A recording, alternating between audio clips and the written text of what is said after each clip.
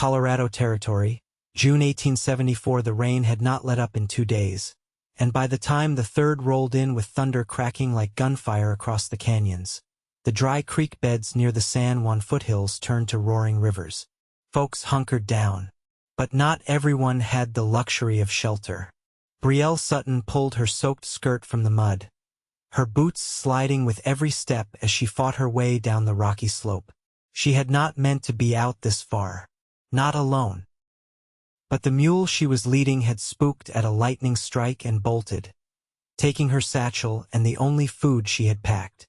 She had chased it too far, too fast, and now the rain was punishing her for it. She looked up, blinking through the sheets of water. The sky was dark, even though it was midday. Somewhere down the gulch below, the creek had swollen into something wild.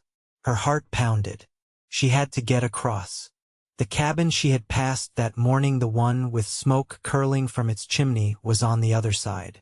She stepped to the edge of the rushing water, her breath catching. It was deeper than before, faster. She looked upstream. A tree trunk tumbled by, half submerged and spinning like a toy. She hesitated.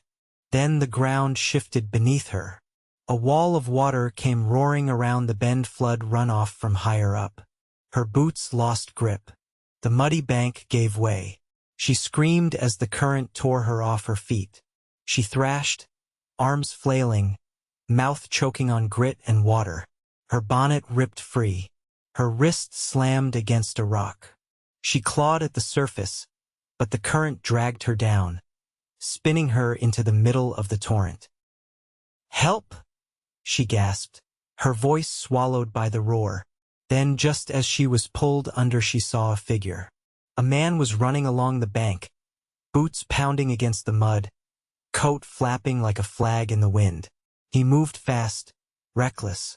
She barely saw his face, just dark hair plastered to his forehead, soaked shirt clinging to his chest.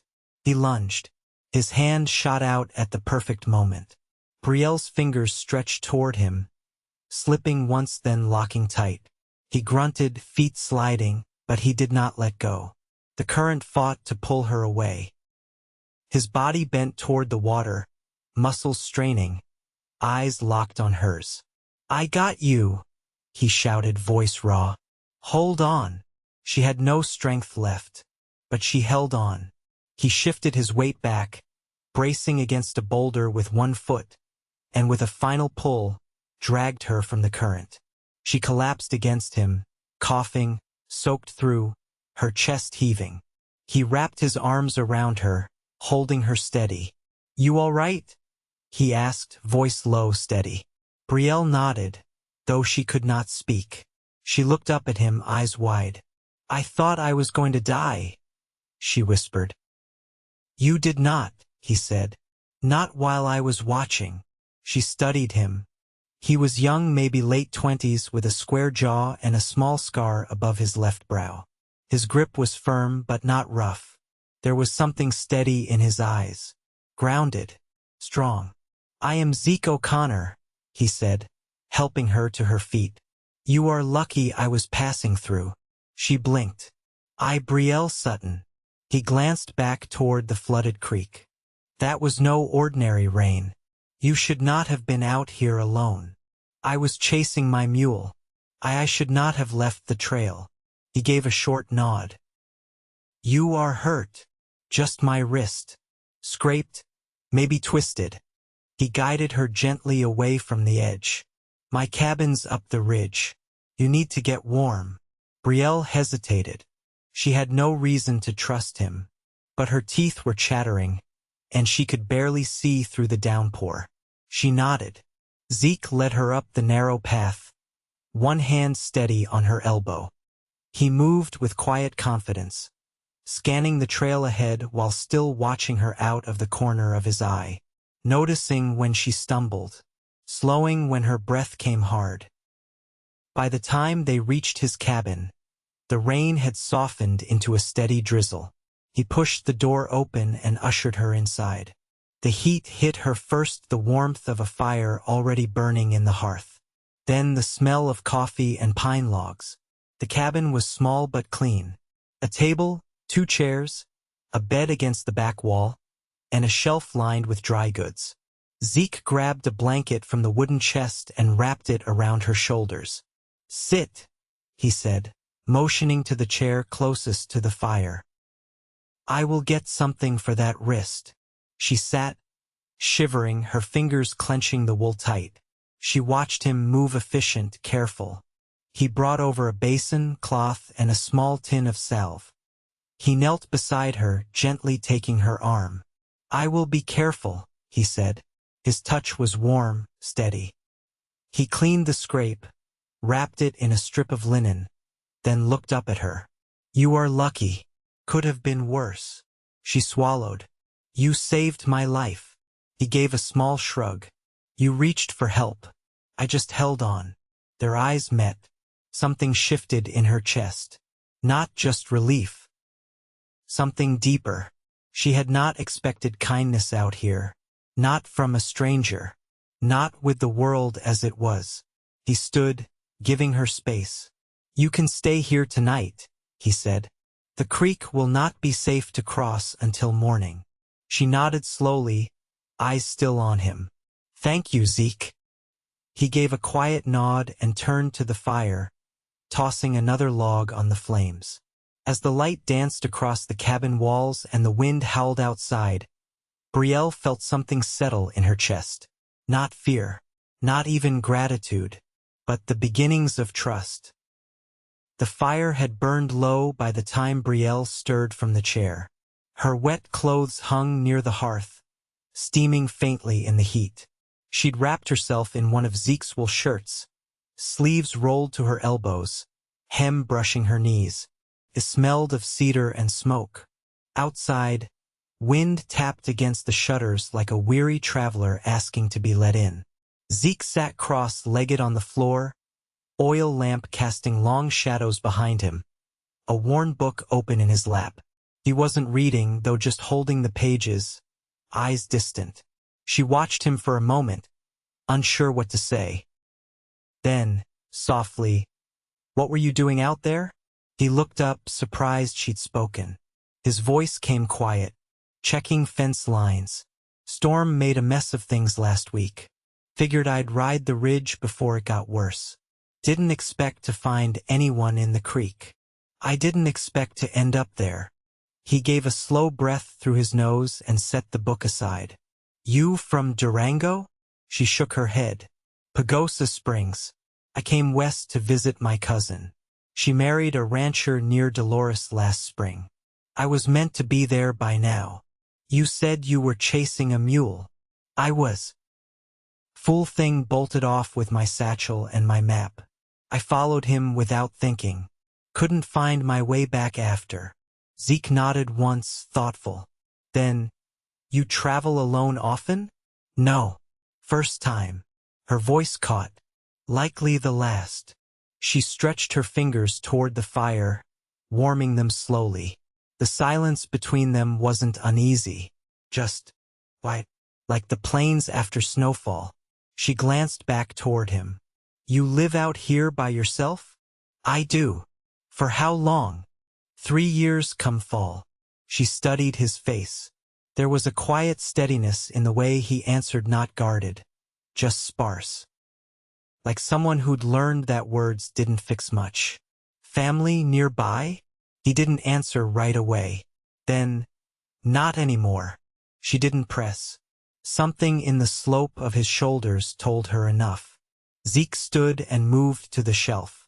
"You hungry?" She hadn't realized until he asked, but her stomach ached with it. She nodded. He handed her a tin plate and a slice of cornbread from a wrapped loaf. "That's yesterday's. I can fry some beans if you want more." "This is plenty." They ate in silence for a while. The fire popped now and then, and the wind softened outside. Brielle chewed slowly, the warmth of the bread settling her nerves. After a while, she said, "You ever see floods that bad before?" He looked toward the window. "Only once. Spring of '71. Lost a neighbor and 2 horses. Water came down so fast the barn floated a mile off. She swallowed hard. Seems like this land's always trying to take something. He met her eyes. It gives too. You just have to stay long enough to see it. She didn't answer.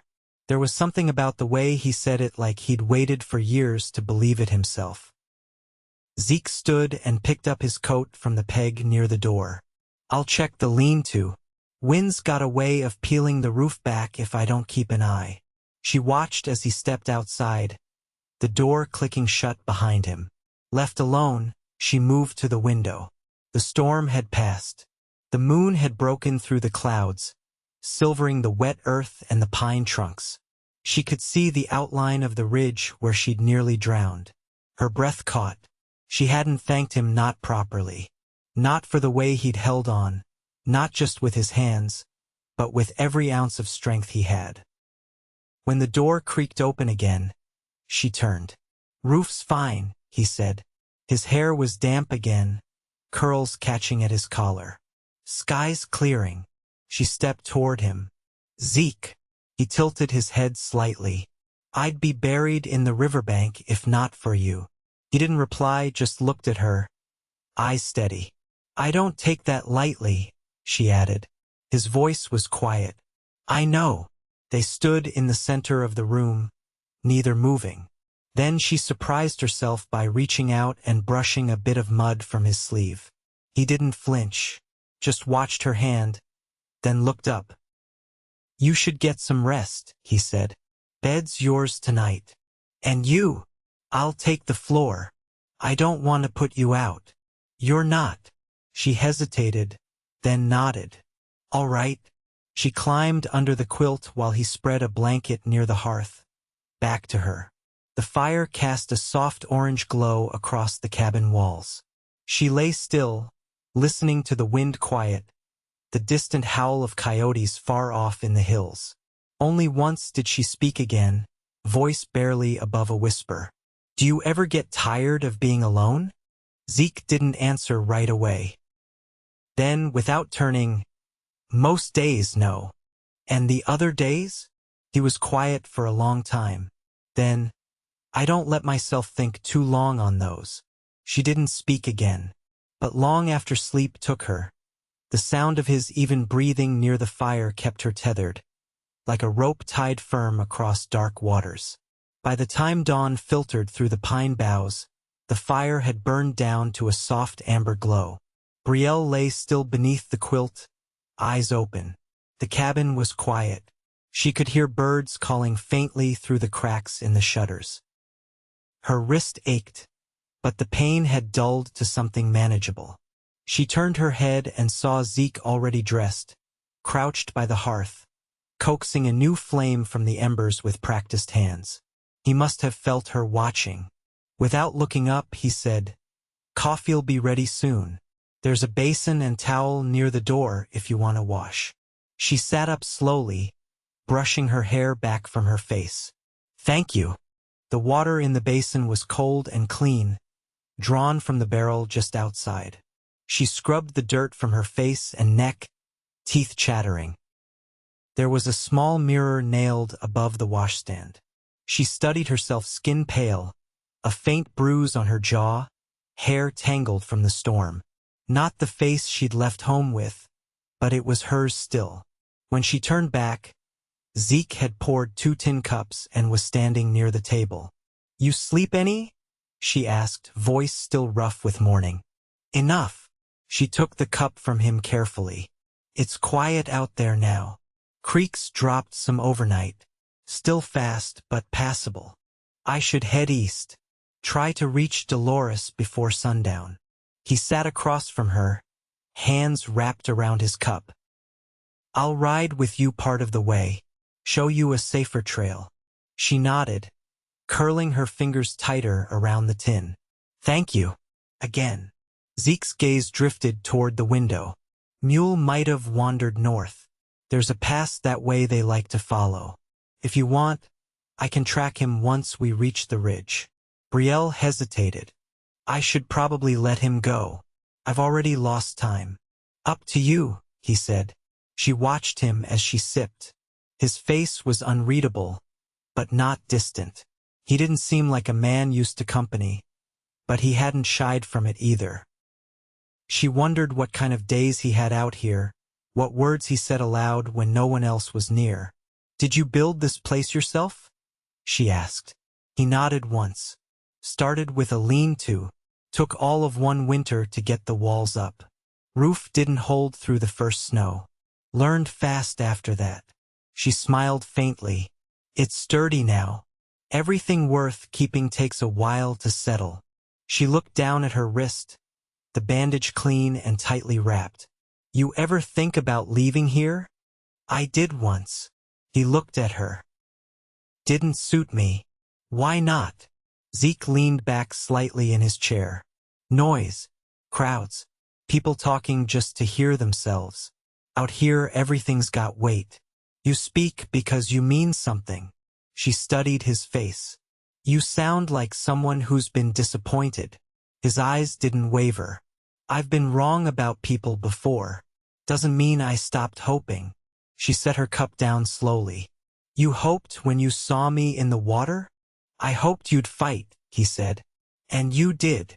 The silence that followed wasn't empty, it was full of something neither had named yet.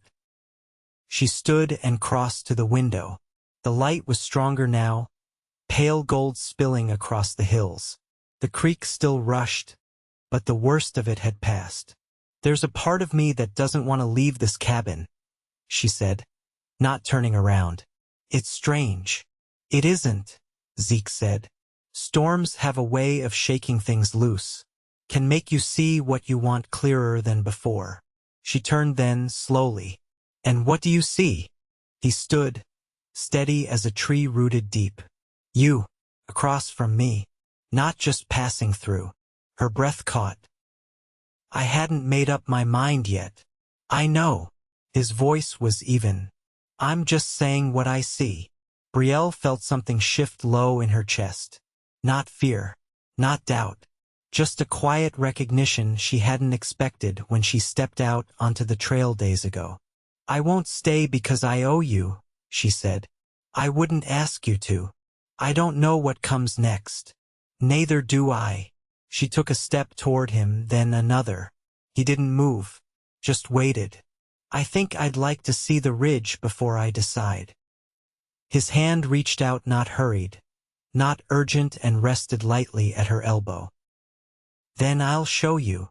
And together, they stepped out into the morning, the sun warming their shoulders, the trail ahead still slick with yesterday's sorrow, but firm beneath their feet.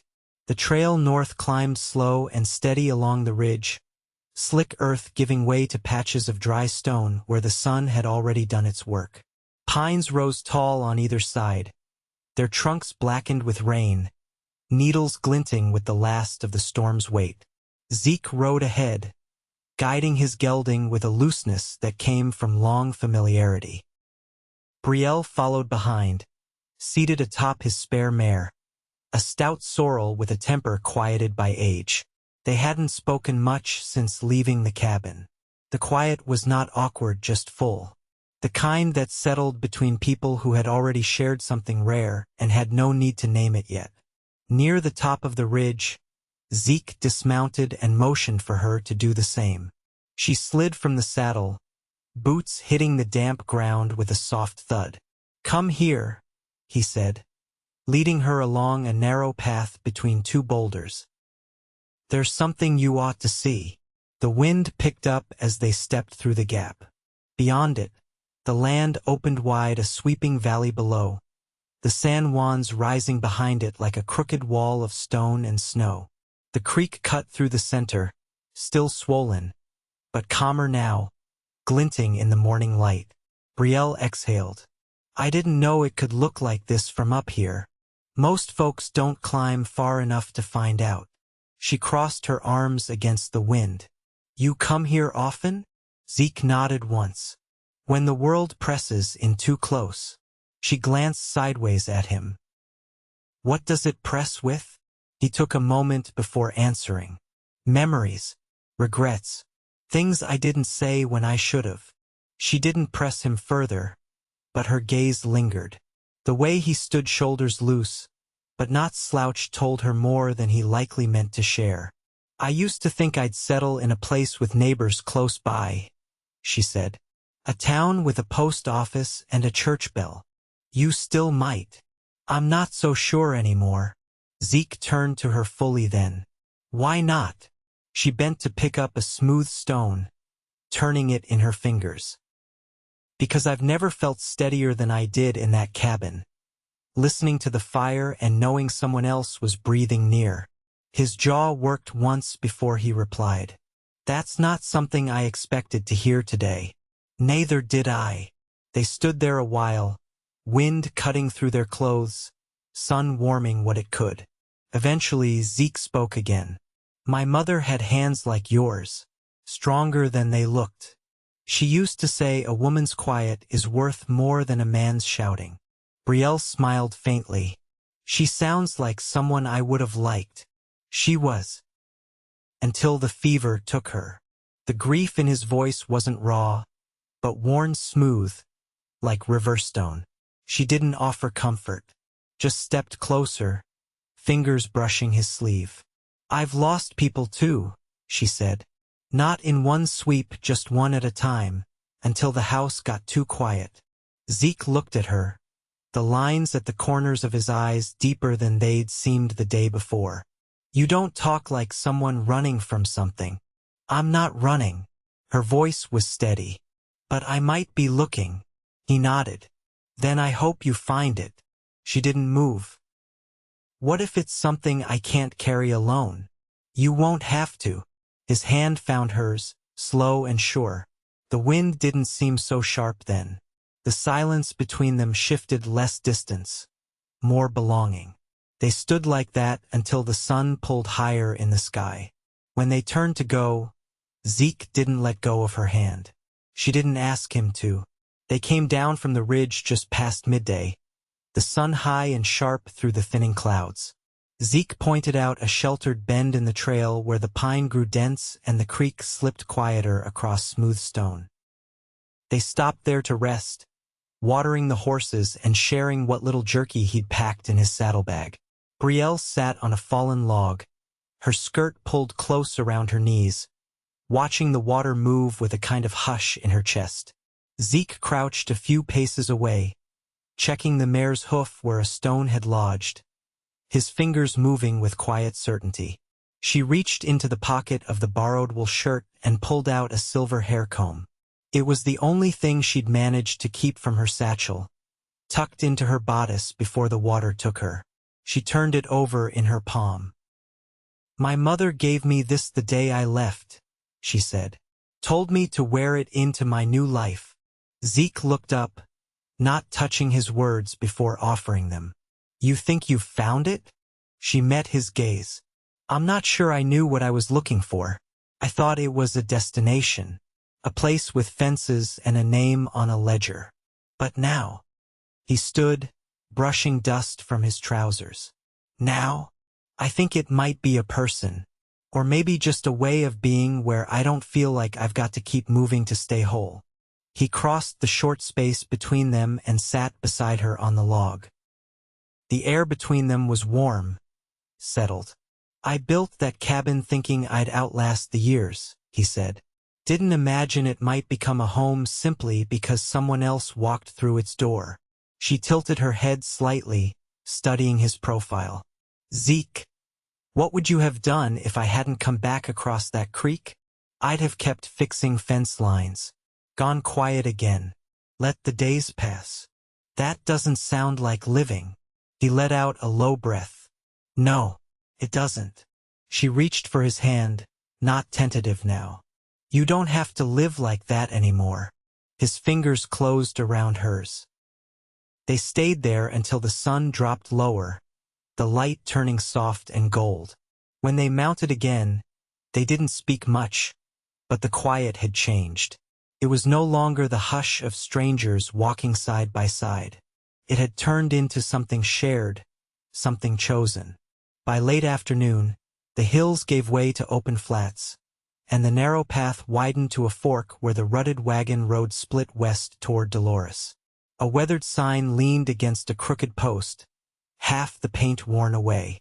Zeke stopped, reins slack in his hand. "This is as far as I said I'd ride." Brielle looked toward the road, then back at him. "And if I asked you not to turn back?" He didn't answer right away. Instead, he dismounted, leading his horse to her side. She stayed in the saddle, looking down at him. "I didn't know a storm could carry me to something better," she said. He placed a hand lightly on her boot, not pulling, just resting there. "You carried yourself. I just happened to be where the banks gave way. I want to go back with you." Zeke's eyes didn't waver. "You sure?" "I am. Not because I'm afraid of the road, but because I'm tired of walking it alone." He held her gaze a long moment. Then he took the reins from her hand and turned the mare gently around. They rode east together, back toward the mountains, the sky behind them blushing with the last of the day. The cabin was just as they'd left it, though it felt different now. When they stepped inside, Brielle placed the silver comb on the shelf above the hearth. Zeke hung his coat beside hers without a word. That night, they sat at the table with a pot of beans between them and a loaf of cornbread fresh from the fire. Brielle laughed once, soft and full, when Zeke spilled a spoonful trying to serve her. He only grinned and handed her the bowl. Later, when the wind picked up again and the fire dipped low, he reached for her hand and she didn't pull away. She leaned against his shoulder, and he let his cheek rest against her hair. "You still want to build a life out here?" she asked. "I do," he said, "but not alone." They shared the bed that night, not with haste, but with the kind of quiet reverence that comes when two people know the shape of what they've found. There were no declarations, no promises pressed into the dark, only the steady rhythm of breath shared beneath the quilt, arms wrapped in a tangle that neither of them wished to undo. The days that followed unfolded without urgency. Brielle unpacked her things slowly, one by one, as though each item laid on the shelf was a root sinking into new earth. Zeke cleared a space in the cupboard without asking.